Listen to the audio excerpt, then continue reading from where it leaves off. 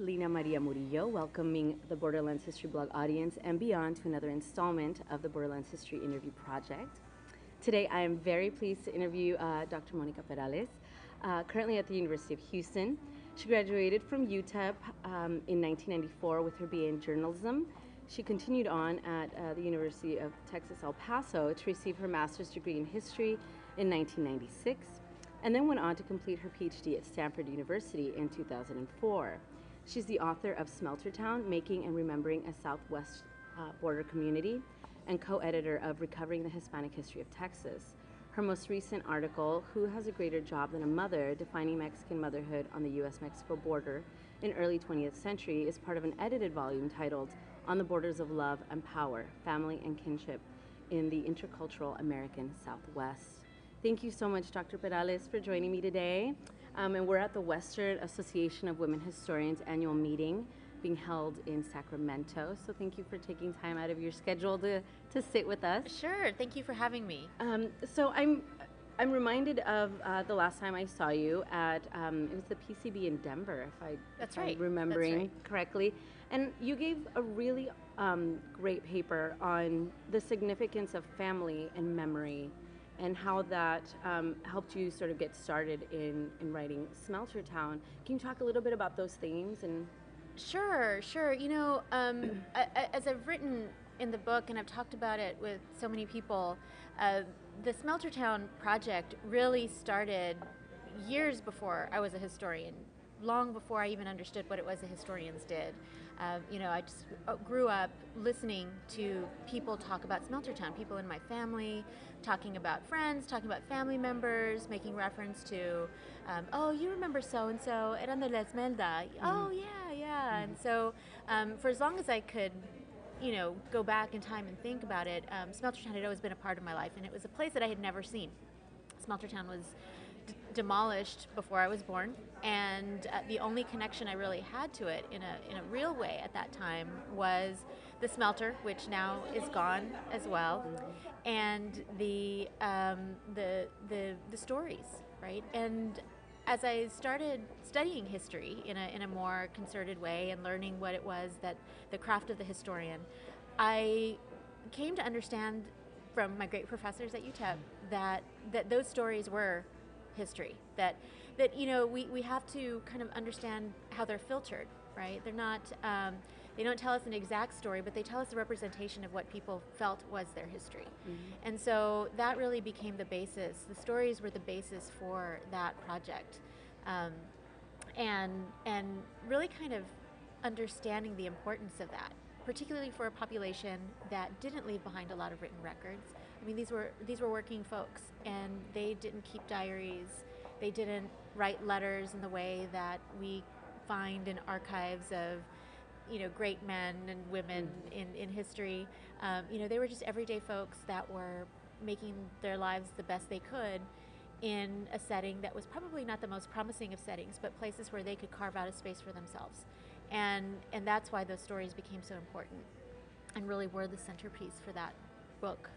And I'm glad that you're mentioning the fact that it was no longer there, because I'm interested in the fact of studying something, a community that no longer exists, even though, I mean, as historians, we generally study things that no longer exist, time and places, but at least for some of us, we can go back to a city, and even though it's changed, you know, we can go back and sort of trace, you know, the streets and go, okay, this might have been where this was, and this might have, or sometimes they're still there, the buildings, but this is, there's nothing left. Yeah. And now they, as you're Even mentioning, less. they took down the big, the smokestacks. Yeah. That was 2 years ago, I think, Yeah, already? 2013, yeah. So how was recovering? What were some of the things that you did to recover? Yeah, so one of the things that came out of the stories was definitely kind of mapping, you know, through people's telling of stories, right? You know, well, this used to be here, and I used to live on this street. And invariably, when I sat down with people to interview, they would begin to, in their mind, that's how they had cataloged the memories and the history of their community, right? They, you know, sometimes would draw little maps for me on napkins or on pieces of paper, and I would kind of keep those together, and then compare them with historical maps that you could find in libraries and in collections in that way, although that was very difficult too. Another thing that people did when I interviewed, they often brought out photographs. And that was another kind of rich storehouse of documents to kind of understand what Smeltertown looked like, right? You know, as you say, if it's not there, it's very difficult to imagine what it must have looked like. But these photographs were these slices of time, these windows into the past where you could see people and you could see their relationships, and you could see not only their relationships to one another, right? You know, photos of baptisms and weddings and social gatherings, but you could see their relationship to space. A lot of the photographs in my grandmother's own collection, I remember talking with a professor at UTEP and bringing her all of these old photographs that I had that were my grandmother's, and she was so excited. And she says, "You have to use these. These are not just illustrations; they're documents." And so, really, kind of thinking about how people related to space. You know, my grandmother loved to take pictures, and she loved to be in pictures apparently, because there were a lot of photographs of her. And she would often position herself in really interesting ways, you know, with the smelter in the background, right? You know, almost like you would take a photograph if you were visiting, you know, some sort of historical site, right? And so it was really interesting to see how she would position her subjects and herself, you know, which I think kind of says a little something about what she thought of as being important.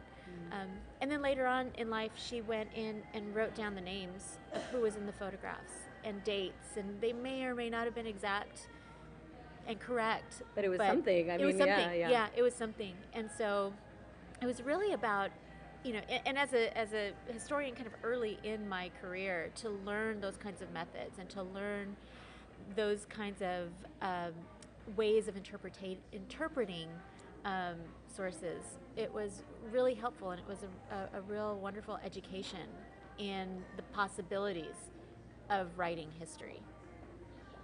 And particularly of communities that, as you mentioned before, don't have the archive you can go and look at, but you have to use these different tools to get at their stories. Yeah, I mean, I had to tap into people's archives of Smeltertown, right? So the people that I talked to, the people who shared their you know, oral histories with me, the people who shared their photographs with me, and other ephemera, you know, they have archives. That is the archive of Smeltertown. It just doesn't happen to be in the walls of a library or a university, an institution. Yeah.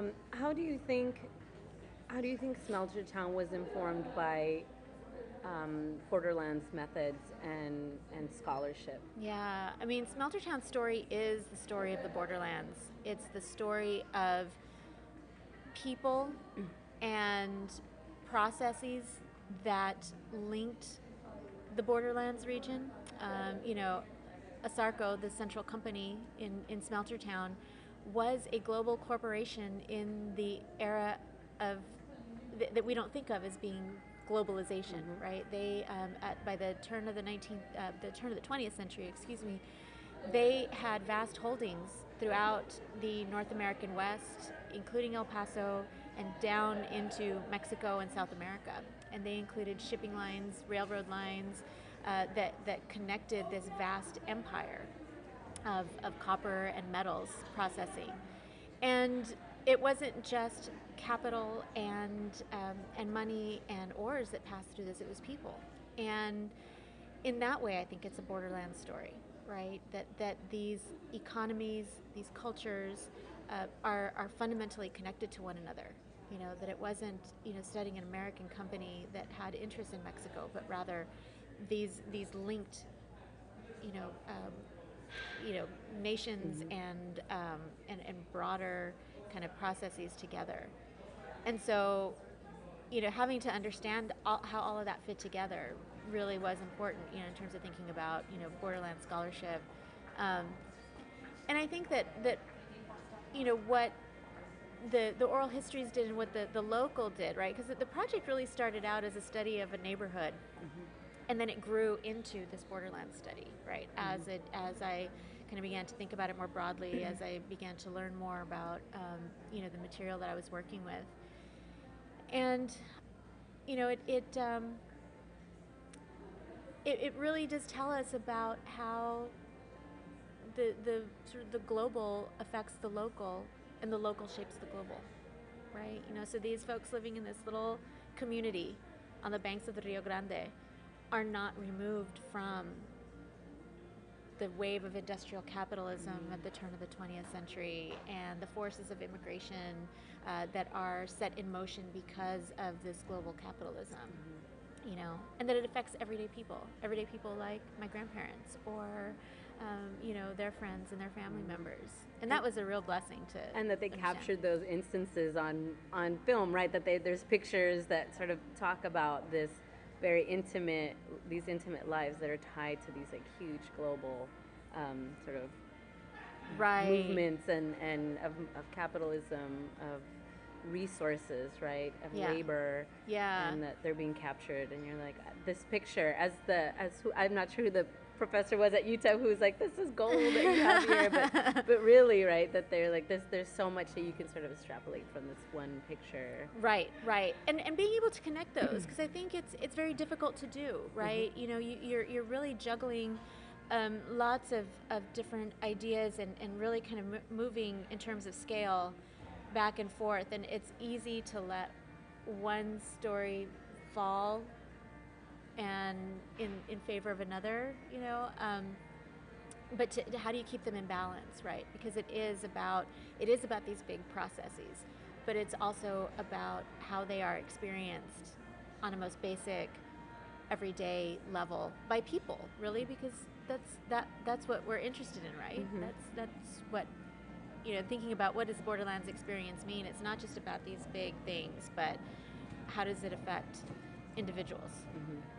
And so how would you say that that Smelter Town, how do you think that it was influenced by Chicano-Chicana studies, and how do you think Borderlands and Chicano-Chicana studies sort of have influenced each other? Yeah, I think they're completely interlocked. You can't really talk about Borderlands without talking about the methodologies and approaches of Chicano history. In terms of, when I approached the project, I saw it fundamentally as a study of a Mexican-American community on the border. I mean, to be truthful, I thought I was really inspired by George Sanchez's Becoming Mexican-American, and I wanted to write Becoming Mexican-American in Smelter Town. was my idea. You're like, that's my title. Right. Tentative title is. And really thinking about sort of what it meant for the people who are living on the border, and that was the constant question that I was getting. Sort of what does it mean for sort of Mexican immigrants to create community in the border? How is it different from a place like Los Angeles? How is it different from a place like San Antonio or Chicago? And so I was really intrigued by the process by which the folks living in Smeltertown came to see themselves not only as Mexican Americans, but as Esmeltianos, as people from Smeltertown, as people from El Paso, as workers, as men, as women. There are all of these different layers of identity, and I think that the scholarship of Chicano history, that's really kind of a fundamental question, right? Is identity, and how does it get created? How does it shift and change in light of different circumstances? And so that was a central question for me also. It was really always about the people who live there. And then in the end, I ended up learning a lot about the city and the region and the borderlands more broadly.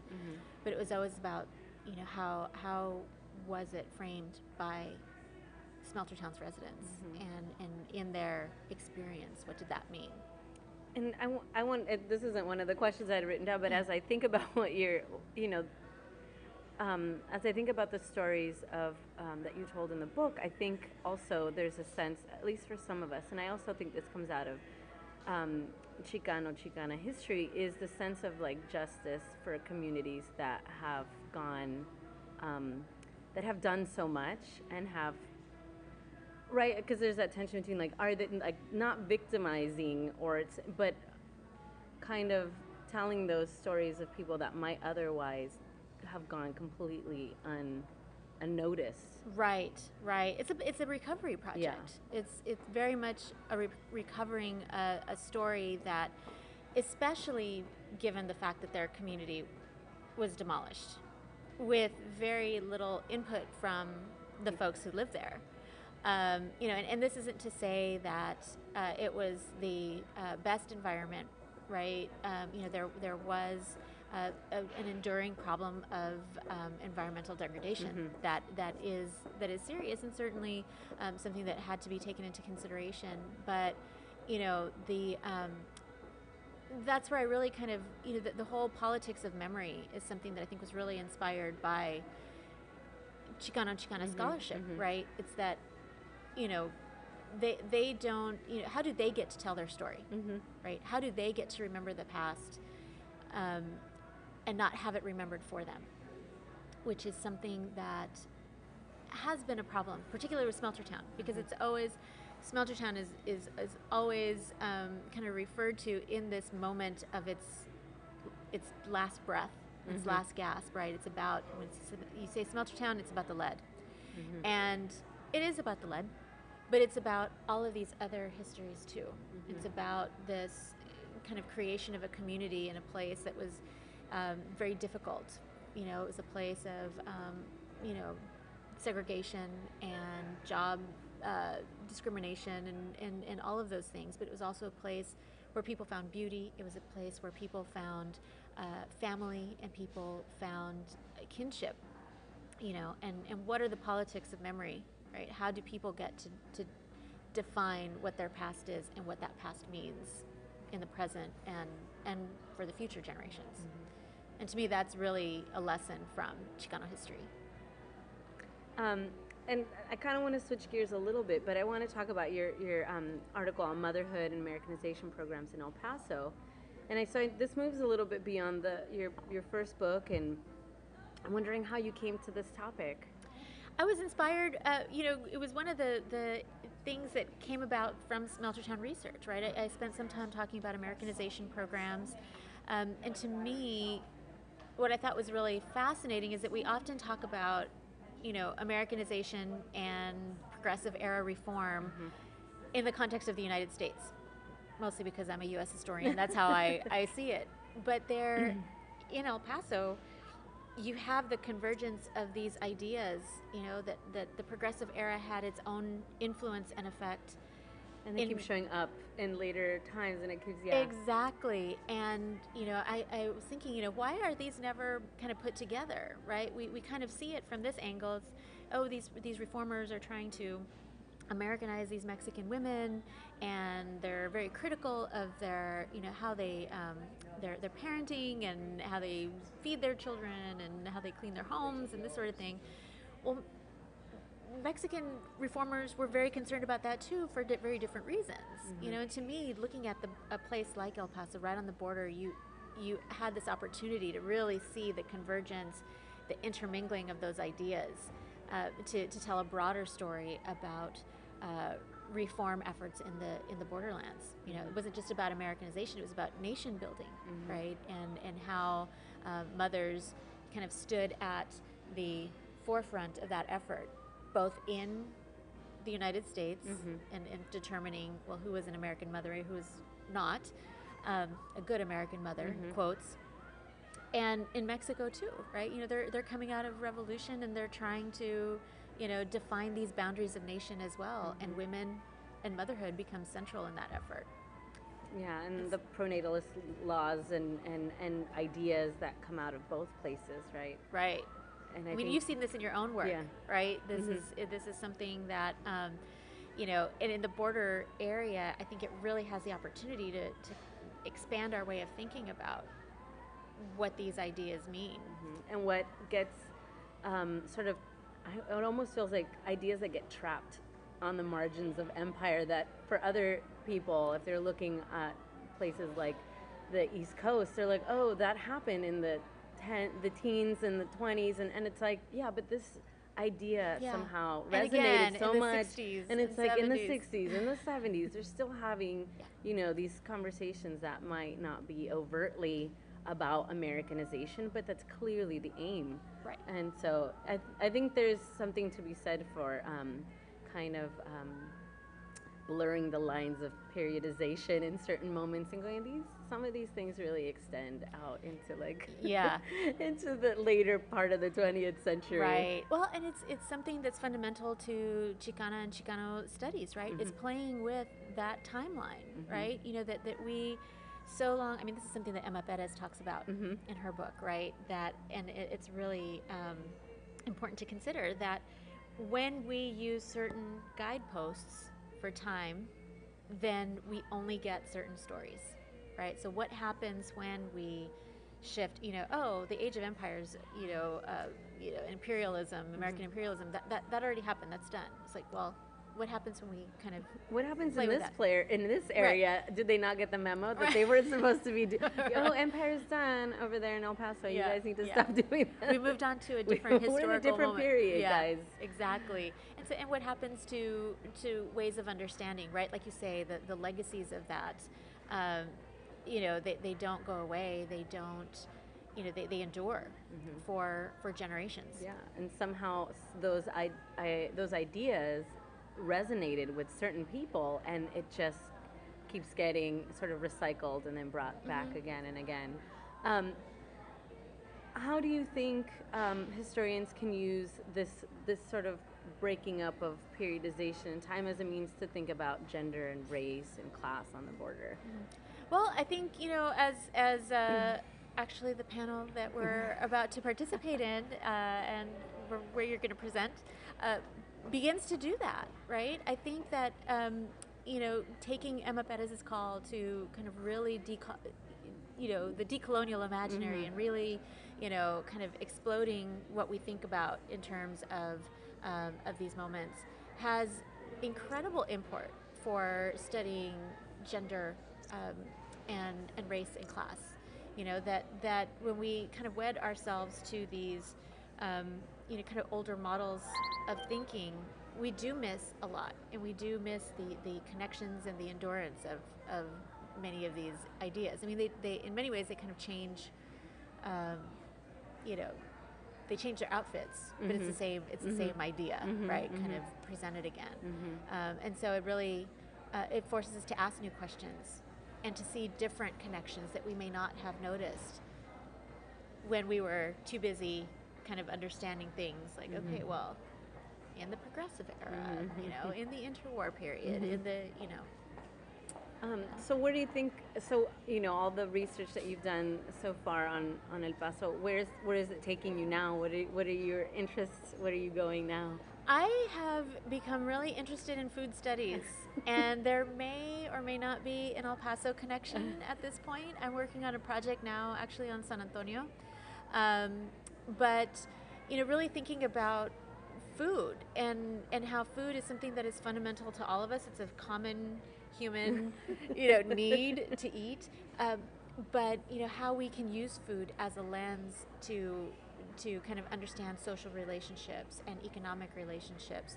and so I'm really, kind of intrigued by that and all of the wonderful possibilities, and it makes for some really great research too. I was going to say, that sounds delicious. Yeah. It sounds very good. Well, thank you so much, Dr. Perales. I really appreciate you joining us today, and I want to thank all the wonderful audience for tuning in. Again, this is Lina Murillo for the Borderlands History Interview Project signing off. Be sure to like us on Facebook and check out our website at www.borderlandshistory.org.